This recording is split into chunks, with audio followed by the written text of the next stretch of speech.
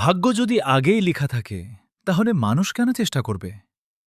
কৌতূহল উদ্দীপক প্রশ্নটি অনেককেই গভীরভাবে ভাবায়। আজকের সংক্ষিপ্ত ভিডিওতে আমরা গুরুত্বপূর্ণ প্রশ্নটি নিয়ে জানব। তাকদীর বা ভাগ্য বিষয়টি এমন, ভবিষ্যতে যা ঘটবে তার একটি লিখিত রূপ। ইসলামে তাকদীর বা ভাগ্য মূলত দুই প্রকার।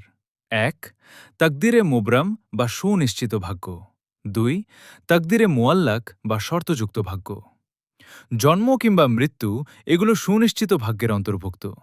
আর শর্তযুক্ত ভাগ্যগুলো এমন যে একটা সুইচে ক্লিক করলে যেমন তাৎক্ষণিক লাইট জ্বলে উঠবে, অর্থাৎ এটা কাজের তাৎক্ষণিক প্রতিক্রিয়া স্বরূপ। এখন প্রশ্ন উঠতে পারে, ভাগ্য যদি তাৎক্ষণিক কাজের প্রতিক্রিয়া হয়, তাহলে এই ভাগ্য হাজার হাজার বছর পূর্বে লেখা কেন? মূলত আল্লাহ তাআলা ভবিষ্যৎ সম্পর্কে জ্ঞাত। ভবিষ্যতে কে কি করবে আর তার প্রতিক্রিয়া কি হবে আল্লাহ তা জানেন। আর এই বিষয়টির লিখিত রূপই তাকদীর বা ভাগ্য।